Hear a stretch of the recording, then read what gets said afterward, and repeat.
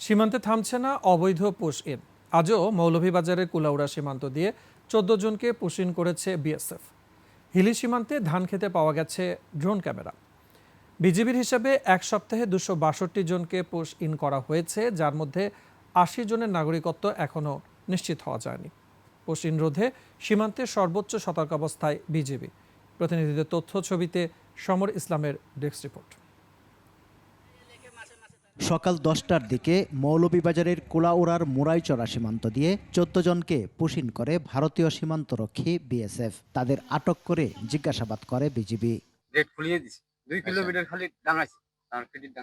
৬ থেকে ১৫ মে জেলার কমলগঞ্জ, বড়লেখা, কুলাউড়া ও শাহবাজপুর দিয়ে ১১৭ জনকে পুশ ইন করা হয়।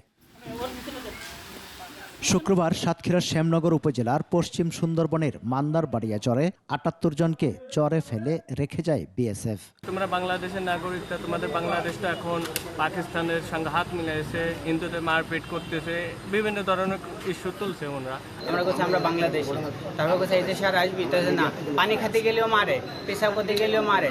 চোখ বাঁধে, হাত বাঁধে, পা বাঁধে নিয়ে যাও, আমরা কিছু টের পাই না যে কোন জায়গায় নিয়ে যাও। তখন জাহাজের ফাঁদ নিয়ে রাখি, ওই দিকে আমাকে ৩ দিন রাখি। ৩ দিন রাখি আমাকে খাদ্য খাবার দিই নাই, মারধর করি পড়েছে। তারপর টলসাল করে মারাধারা করে পরে আর কি সাগরের দিকে ফেলায়। জীবন অবাক না করলে কে করবে? ২৮% মিল্ক ফ্যাটের অবাক করার সাথে ফ্রেশ মিল্ক পাউডার। জীবন অবাক করুক প্রতিদিন। এক সপ্তাহের ব্যবধানে কুড়িগ্রাম, খাগড়াছড়ি, মৌলভীবাজার, সিলেট, ঝিনাইদহ, সাতক্ষীরা সহ বিভিন্ন সীমান্ত দিয়ে পুশ ইনের ঘটনা ঘটে। বিজিবির হিসেবে ৬ থেকে ১৪ মে পর্যন্ত বিভিন্ন সীমান্ত দিয়ে ২৬২ জনকে পুশ ইন করেছে। এর মধ্যে পুলিশ ভেরিফিকেশনের মাধ্যমে ১৬৩ জন বাংলাদেশিকে স্বজনদের কাছে হস্তান্তর করা হয়। বুধবার রাতে দিনাজপুরের হিলির ঘাসুরিয়া সীমান্তে ধানক্ষেত থেকে পরিত্যক্ত অবস্থায় এই ড্রোন ক্যামেরাটি উদ্ধার করে পুলিশ। এটি ভারতীয় ড্রোন বলে ধারণা পুলিশের। যথাযথ প্রক্রিয়ায় পুশ ইন না করায় বিএসএফের সাথে পতাকা বৈঠক ও লিখিত প্রতিবাদ লিপির মাধ্যমে প্রতিবাদ জানিয়েছে বিজিবি।